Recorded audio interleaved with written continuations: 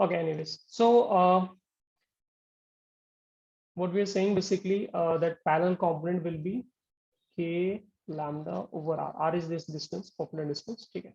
यहाँ पर आपके पास you'll get cos theta 2 minus cos theta 1, ठीक है. और जो perpendicular component था that was k lambda over r sin theta 1 plus sin theta 2, ठीक है. Is it correct, Anand? Please confirm.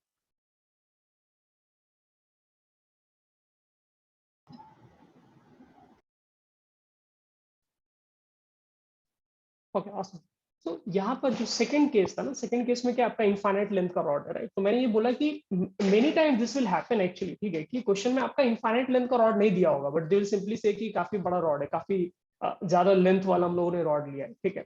या फिर दे माइट से कि रॉड के बहुत क्लोज है, ये जो अपने डिस्टेंस है r is very small, maybe 1 millimetre, maybe 1 centimetre. तो अगर 10 मीटर का रॉड है हमारे पास और 1 सेंटीमीटर में आर का वैल्यू ले रहा हूँ, very very small value, right. So in that scenario, you can with confidence use expression for infinite length के लिए जो हम लोगों ने find किया है ना. और infinite length के लिए जो हम लोगों ने find किया था, so let me write. इसका value was, first of all the direction was perpendicular to rod only, है ना. रॉड के पैरेलल कंपोनेंट कुछ भी था ही नहीं, रॉड के parallel there was no component simply, ठीक है, क्योंकि वो कैंसिल हो जाता है. सो रॉड का पैरेलल कंपोनेंट नहीं रहेगा, ओनली परपेंडिकुलर कंपोनेंट था, एंड द वैल्यू वाज सिर्फ ई परपेंडिकुलर था. और ये वैल्यू हम लोगों ने, हालांकि के टर्म्स में वी कैन राइट, ठीक है, बट मैंने ये लिखा था lambda over 2 pi epsilon naught r, ठीक है. ये मैंने इसलिए लिखा था बिकॉज ये केस जो है काफी फ्रीक्वेंटली यूज करते हैं, क्योंकि सबसे सिंपल केस है, ठीक है, और इसका एक्सप्रेशन भी एंगल वगैरह से इंडिपेंडेंट है. तो काफी बार मैकेनिक्स के क्वेश्चन में भी और इन जनरल भी इस तरह के फॉर्म में यूज करना पड़ जाता है, ठीक है. गॉस लॉ भी आगे पढ़ेंगे, वहां पर भी हमें इस तरह की चीजें यूज करनी पड़ेगी, ठीक है. So that's why I pointed that this one is important, ठीक है. So infinite rod, obviously positive charge है तो away from rod electric field आ रहा है ना. अगर नेगेटिव होता है तो क्या होता है, इलेक्ट्रिक फील्ड नीचे की डायरेक्शन में होता है. I am talking about second case, okay. तो इस पे बेस्ड एक क्वेश्चन करते हैं. ये आपको नोट नहीं करना है बिकॉज ये ऑलरेडी हमारा नोट क्या हुआ प्रीवियस क्लास में कर लिया था हम लोगों ने. तो इस पे बेस्ड एक न्यूमेरिकल देखते हैं.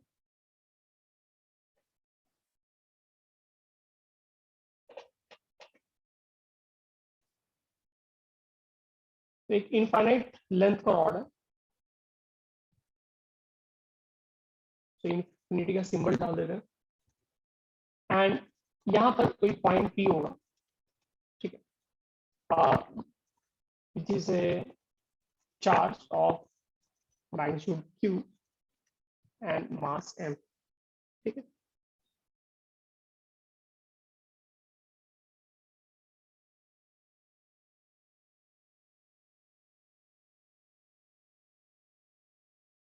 और charge per unit length let's say lambda, okay.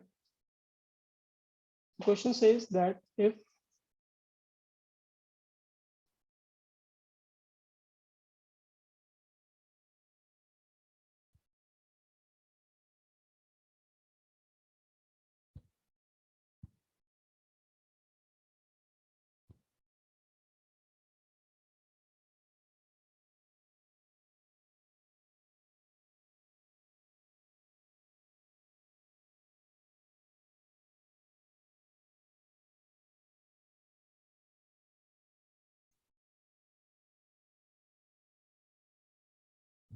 slightly displaced perpendicular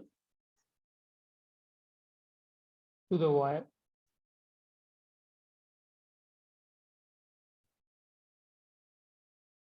from its equilibrium position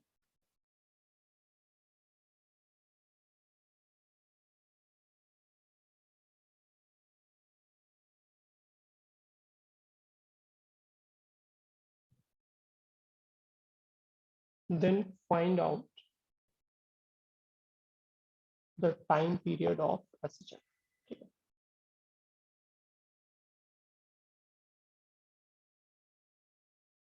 जिन लोगों को ऐसा लग रहा है कि 11th का पार्ट है एसएचएम, वो प्रॉब्लम वो कैसे सॉल्व करेंगे, तो मैंने उनको पहले भी एक्सप्लेन किया था. बेसिकली जिस डायरेक्शन में आपने पार्टिकल को थोड़ा सा डिस्प्लेस किया, पहले तो आप ये फाइंड करो कि इक्विलिब्रियम किस पॉइंट पे आए, मतलब किस हाइट पे इक्विलिब्रियम आए, ठीक है. हाइट मतलब ये पॉपुलर डिस्टेंस, किस पॉपुलर डिस्टेंस पे इक्विलिब्रियम आएगा, एंड देन इक्विलिब्रियम से आप उसको थोड़ा सा शिफ्ट कर दो by some small displacement, let's say x. तो अगर आपका फोर्स का value comes in this form minus k x where k is some constant, तो फिर वहां पर टाइम पीरियड का आपका वैल्यू हो जाएगा 2 pi under root m by k होता है, right.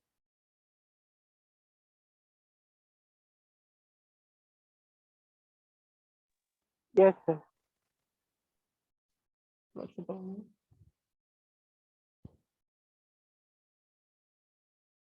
M by q depend करता है ना, कुछ लोग ओमेगा निकालते हैं, मुझे ओमेगा निकालने की आदत है, सो टाइम पीरियड में गेट कंफ्यूज। ये एक बेसिक फंडा था बस, इससे ज्यादा एसएचएम का कुछ यहाँ पे सोचना है ना, ज्यादा सोचोगे तो फिर टाइम तो होगा, ठीक है। तो आप इसको ट्राई करो, ऑब्वियसली ग्रेविटी कंसिडर करना है ना इसमें, ग्रेविटी आपको कंसिडर करना है। और अगर चार्ज में आपको कंफ्यूजन हो रहा है, so let me be very clear, this is positive charge and ये जो रॉड है ये भी आपका पॉजिटिवली चार्ज है, ठीक है। तो उससे क्या होगा, इक्विलिब्रियम क्यों आएगा यहाँ पे, आप सोचो, इसका नीचे क्या फोर्स काम कर रहा होगा, राइट। एट एनी मोमेंट इस तरह से दोनों डायरेक्शन में क्या फोर्स काम कर रहा होगा, mg, बिकॉज मास m है और exertion due to gravity g, तो mg फोर्स काम कर रहा होगा। एंड बिकॉज आपके इनफाइनाइट जो रॉड है उसका अपना एक इलेक्ट्रिक फील्ड होगा, और इलेक्ट्रिक फील्ड किस डायरेक्शन में आएगा, इस डायरेक्शन में इलेक्ट्रिक फील्ड आएगा, राइट। बिकॉज इस electric field is away from positive charge, और इलेक्ट्रिक फील्ड के रास्ते में क्या आपने एक पॉजिटिव चार्ज डाल दिया, तो ये इलेक्ट्रिक फील्ड क्या करेगा, इस चार्ज को पुश करेगा। अगर मान लो 3D में हम लोग देख रहे हैं, तो ये इलेक्ट्रिक फील्ड जो है फोर्स लगा रहा है इस चार्ज के ऊपर, जैसे force is F, that value will be electric field का वैल्यू इनटू चार्ज क्यू, ऊपर की तरफ फोर्स लगा, सो डाउनवर्ड डायरेक्शन में mg एक्ट कर रहा है एंड अपर डायरेक्शन में क्या आपका फोर्स eq एक्ट कर रहा है। तो उससे क्या होगा, आपका एक इक्विलिब्रियम पोजीशन मिल जाएगा, राइट। बस स्पेस कम है, मैं इसको नीचे, ठीक है। तो मैंने hint they the already, just give it a try, है ना। इसको एक बार 2 मिनट्स के लिए let's give it a sincere try, और फिर हम लोग इसको डिस्कस करते हैं, थोड़ा फास्ट ट्राई करना।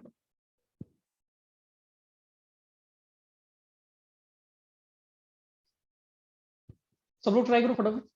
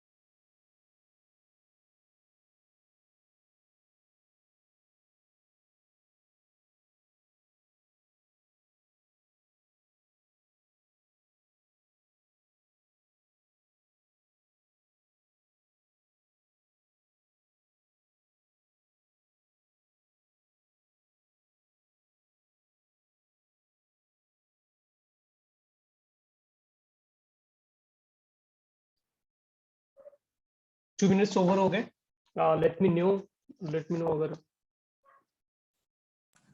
Sir, right.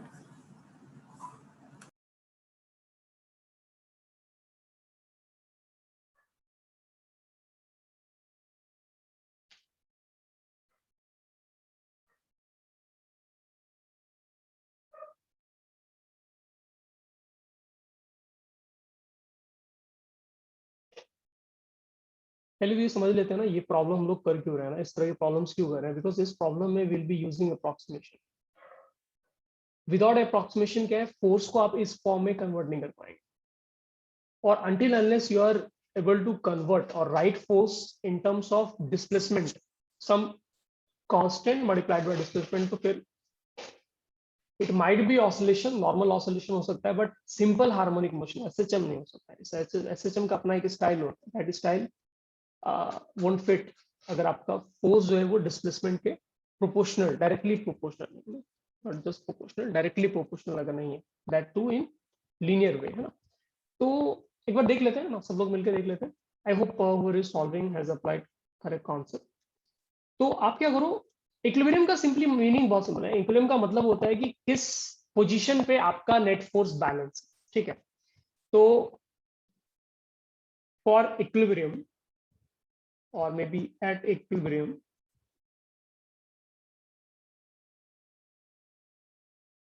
एट इक्विलिब्रियम क्या होगा, दोनों फोर्सेस बैलेंस हो जाएंगे। जो पॉजिटिव चार्ज पे आपको डायरेक्शनल फोर्स लग रहा है, which is E q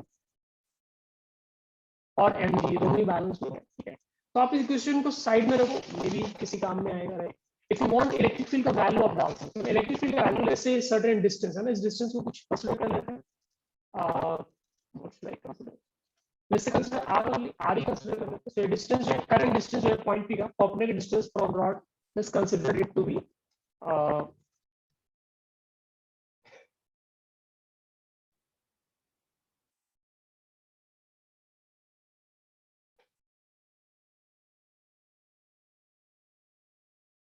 Bhavik, is it better now?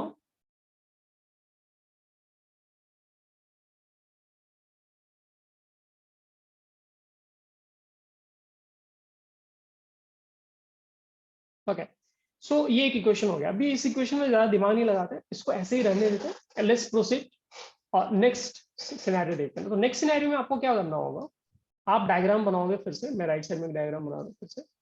Diagram में क्या, ये आपका इक्विलिब्रियम पोजीशन था which is at height r, लेकिन आपको क्या करना है, चार्ज को थोड़ा और ऊपर ले जाना, ठीक है। फिर चार्ज को आप थोड़ा सा और शिफ्ट करोगे। कितना शिफ्ट किया आपने, we have shifted it by distance, let's say x, ठीक। जानबूझ के मैंने x लिया क्योंकि उससे मुझे इजी हो जाएगा ना सिस्टम के रिलेशन से रिलेट करने में। सो x डिस्टेंस से मैंने इक्विलिब्रियम पोजीशन के ऊपर शिफ्ट कर दिया, ठीक है। और अब ये डिस्टेंस क्या था, already this distance was r, ठीक है। तो अभी क्या होगा, आपको ये सोचना है कि कौन सा फोर्स बड़ा हुआ। पहले मैथमेटिकली की जगह लॉजिकली सोच लेते हैं, ठीक है। तो फोर्स जो डाउनवर्ड डायरेक्शन में लग रहा है, फोर्स जो आपका पॉजिटिव चार्ज पे डाउनवर्ड डायरेक्शन में लग रहा है, दैट इज mg। और mg का वैल्यू तो कांस्टेंट है, वो तो बढ़ ही नहीं सकता, ठीक है, दैट इज फाइन। और ये जो आपने थोड़ा सा चार्ज पार्टिकल को ऊपर शिफ्ट किया, तो डिस्टेंस बड़ा हो गया। ओवरऑल जो डिस्टेंस है आपका positive charge, positively charge rod से, वो डिस्टेंस इंक्रीज हो गया। अगर डिस्टेंस इंक्रीज हो गया तो उस केस में क्या होगा, जो फोर्स है, फोर्स का वैल्यू क्या होगा आपका, बेसिकली डिक्रीज हो गया। फोर्स का वैल्यू डिक्रीज करने से क्या हुआ, अपवर्ड फोर्स डिक्रीज हो गया, ऊपर लगने वाला फोर्स अपर डिक्रीज हो गया। बट जो डाउनवर्ड डायरेक्शन में फोर्स लग रहा है वो बढ़ गया, वो तो उतना ही है, सॉरी, डाउनवर्ड डायरेक्शन में mg लग रहा है, mg उतना ही, mg फिक्स है, लेकिन ऊपर लगने वाला फोर्स आपका डिक्रीज हो गया। इसका मीनिंग क्या हुआ, डाउनवर्ड डायरेक्शन में क्या होगा, नेट फोर्स डेवलप होगा, ठीक है। So one thing we have understood कि पार्टिकल को हम लोगों ने शिफ्ट किया अपवर्ड डायरेक्शन में, और उस पर फोर्स जो लग रहा है वो लग रहा है डाउनवर्ड, नेट फोर्स जो लग रहा है वो डाउनवर्ड डायरेक्शन लग रहा है। मतलब पार्टिकल को मैंने ऊपर शिफ्ट किया है, और फोर्स क्या करेगा, उस पार्टिकल को वापस नीचे लाने की कोशिश करेगा, ठीक है। एंड सिमिलरली अगर आप इक्विलिब्रियम पोजीशन से पार्टिकल को नीचे पुश करते हो, तो नीचे पुश करने से क्या हुआ, एक्सेलरेशन ड्यू टू ग्रेविटी तो mg है, that is a fix value, sorry, acceleration due to gravity is g, तो force due to gravity mg है, वो फिक्स है। तो mg फिक्स है, mg में दिमाग नहीं लगाना। बट जैसे आपने नीचे इसको पुश किया, डिस्टेंस क्या होगा आपका, डिक्रीज हो गया। एंड जैसे ही डिस्टेंस डिक्रीज हो गया, ऊपर लगने वाला जो फोर्स, उसका वैल्यू बड़ा आएगा, क्योंकि आप रॉड के क्लोज रहोगे, बड़ा इलेक्ट्रिक फील्ड मिलेगा, बड़ा फोर्स लगेगा। सो फोर्स आपका अपवर्ड डायरेक्शन में लगने वाला ज्यादा बड़ा है, और जो पहले से लग रहा था वो तो फिक्स है। तो नेट फोर्स क्या आएगा, ऊपर की डायरेक्शन में आएगा। इट सिंपली मींस अगर आपने charge particle, positive charge particle को अगर आपने ऊपर की तरफ शिफ्ट किया या फिर पुल किया है, तो ग्रेविटी बिकॉज उतना ही है और ऊपर वाला फोर्स डिक्रीज हो गया, ओवरऑल फोर्स नीचे लग के उसको वापस नीचे ले आए। अगर आपने इक्विलिब्रियम पोजीशन से नीचे अगर पॉजिटिव चार्ज को अगर पुश कर दिया तो फिर नेट फोर्स क्या ऊपर लग रहा है, सो इट मींस यहाँ पे ऑसिलेशन बन रहा है। ठीक है, अगर मैं ऊपर करता हूँ पार्टिकल को, किसी का माइक ऑन है प्लीज।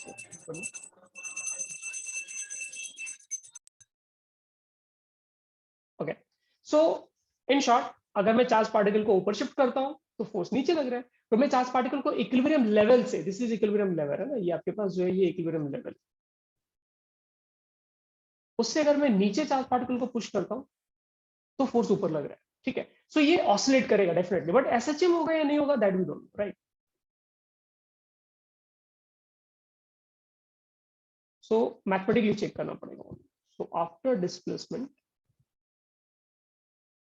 डायरेक्शन तो फोर्स का अपोजिट है, so we don't have to worry about minus sign, वो दिमाग में फिट कर लो आपके, हमारे पास माइनस साइन है बिकॉज फोर्स का डायरेक्शन इज अपोजिट टू जिस डायरेक्शन में आपने शिफ्ट किया। ठीक है, तो क्या फोर्स है जो हमें मिल रहा है, दैट नेट फोर्स के वैल्यू में हम लोग ओनली इंटरेस्टेड है। तो देखो वैल्यू में क्या होगा, mg तो फिक्स है और ऊपर वाला फोर्स डिक्रीज हो गया था, तो mg बड़ा वैल्यू है, तो बड़े में क्या छोटा वैल्यू आप सब्ट्रैक्ट कर लो, राइट। तो वैल्यू क्या लिखोगे आप, lambda over 2 pi epsilon naught, and distance this time you have to write r plus x। ठीक है, r प्लस x आपको लिखना पड़ेगा। If that is the case, तो यहां से नेट फोर्स आ रहा है, and if you want mg की जगह using equation 1 we can write, अच्छा यहाँ पे q भी आएगा ना, देखो इलेक्ट्रिक फील्ड का वैल्यू हो जाएगा lambda over 2 pi epsilon naught r, r मतलब परपेंडिकुलर डिस्टेंस, तो r प्लस x लिया हम लोगों ने, एंड जो चार्ज है जिसको हम लोग स्टडी कर रहे हैं वो चार्ज का वैल्यू q है ऑब्वियसली, तो q भी लिखोगे तो ये फोर्स आ गया। mg की जगह we can use equation 1 and write lambda q over 2 pi epsilon naught r, and ये राइट साइड वाला एक टर्म आ गया। तो अब हमारे पास एक्सप्रेशन आ गया, we just need to simplify and see ये एसएचएम में कन्वर्ट होने का पॉसिबिलिटी है या फिर नहीं है। ठीक है, that's it. So let me right value again. So net force में हमारे जो कुछ चीजें कांस्टेंट है ना उसको बाहर ही लेना, lambda q over 2 pi epsilon not, ये सारा चीजें बाहर कर लो। बाकी क्या बचेगा आपके पास, 1 over r minus 1 over r plus x हो जाएगा। ठीक है, एलसीएम ले लेते हैं। तो एलसीएम लेने पे आप देख रहे हो न्यूमैरेटर में आपके पास बच जाएगा ओनली एक्स। ठीक है, एंड डिनोमिनेटर में you will have this term, so we can comfortably write r times r plus x denominator में, एंड न्यूमैरेटर में we have only x, तो x को मैं राइट साइड में लिख रहा हूँ। ठीक है, प्रोसेस सेपरेट दिखाने के लिए। अब यहाँ पे क्या है, आपको अप्रोक्सीमेशन लगाना है, क्योंकि ये जो फोर्स का वैल्यू आ रहा है, फोर्स के इस एक्सप्रेशन में आपके न्यूमैरेटर में भी x है विच इज डिस्प्लेसमेंट का वैल्यू, और डिनोमिनेटर में भी x, दोनों जगह x है, तो ऐसे नहीं होगा ना, आपको क्या है सिर्फ न्यूमैरेटर में x चाहिए, सो दैट हम लोग इसको force equals to some constant into displacement लिख पाए, right. So what will basically say is for this scenario हमारे पास सिचुएशन ऐसा मिला है जहां पर वैल्यू जो है r का, और you can say value of x is very very small compared to r। ठीक है, अगर आपका एक्स का मतलब क्या हुआ, जो इक्विलिब्रियम पोजीशन था उससे मैंने 1 मिलीमीटर चार्ज को पुश किया या फिर पुल किया और छोड़ दिया, दैट्स इट। तो अगर आप बहुत छोटा वैल्यू से अगर उसको पुश या पुल करते हो चार्ज को, यानी थोड़ा सा ऊपर करो थोड़ा सा नीचे करो, दोनों में से कोई एक काम कर लो, राइट, तो आपका नेट फोर्स में r प्लस एक्स लिखने की जरूरत है, we don't have to write r plus x, r plus x की जगह वी कैन राइट कि this will be very close to r। तो डिनोमिनेटर में क्या करना है आपको, r प्लस एक्स को रिमूव कर देना है, replace it with r only, तो आपके नेट फोर्स का वैल्यू हो जाएगा lambda q over 2 pi epsilon not r square times x। ठीक है, अब आपको बस ये पैटर्न नोटिस कर रहे हैं, पैटर्न क्या है हमारे पास कि अगर force equals to some constant into x, तो वो कांस्टेंट हमारा टाइम पीरियड में यूज हो जाएगा। तो यहाँ पर कांस्टेंट टर्म कौन सा है, ये वाला constant term, this is what we are interested in. ठीक है, तो यहाँ से now you can comfortably write time period will be 2 pi square root, mass to charge particle का एम है तो एम लिखेंगे हम लोग, बट जो कांस्टेंट टर्म है यानी अदर देन डिस्प्लेसमेंट जो बच गया आपके पास, that is your constant term. तो कांस्टेंट हमारे पास आ रहा है lambda q over 2 pi epsilon naught r square. ठीक है, तो थोड़ा सा अगर सजाना है तो इसको सजा लेते हैं ना, कुछ ऐसा वैल्यू आ जाए, ठीक है।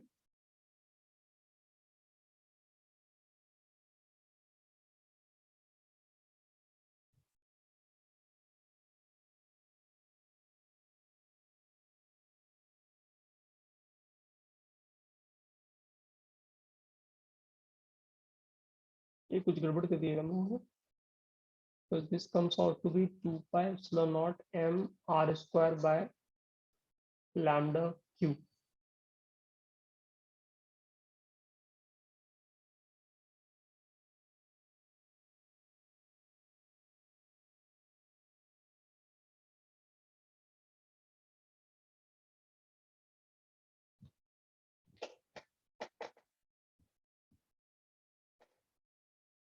नहीं सही है, करेक्ट है, ठीक है करेक्ट। तो ये सही है ना, तो ये हमारा क्या हुआ, टाइम पीरियड का वैल्यू आ गया ना। तो अप्रोक्सीमेशन वाला जो ये पार्ट है ना, ये काफी फ्रिक्वेंटली हम लोग यूज करते हैं, यहाँ भी देखा आप लोगों ने, आगे भी बहुत बार आप देखोगे कि हम लोग इसको यूज कर रहे हैं, ठीक है। तो नोट करो फटाफट, एक बार नोट कर लो सब लोग, फिर कुछ इसमें डाउट रहेगा तो लोग डिस्कस कर लेंगे। Meanwhile let me just check WhatsApp पे couple of you have shared solution. So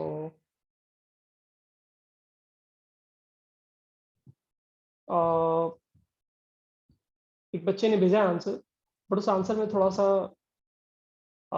mistake ये है कि आपने अप्रोक्सीमेशन बिकॉज लिया नहीं है। तो एक्चुअली अप्रोक्सीमेशन लिए बिना आप कंक्लूड ही नहीं कर सकते कि वो टाइम पीरियड होगा ऑसिलेशन का। So you have to first take approximation and then conclude कि इससे SHM, only then you can use time period का expression। अगर SHM नहीं है तो फिर टाइम पीरियड का एक्सप्रेशन वैसे नहीं आएगा जैसे डायरेक्ट नहीं लिख सकते हम लोग, है ना, उसके लिए फिर आपको थोड़ा मेहनत करनी पड़ेगी, ठीक है। I hope that logic is clear to everyone. इसको नोट कर लो और कुछ गड़बड़ होगा तो लेट मी नो।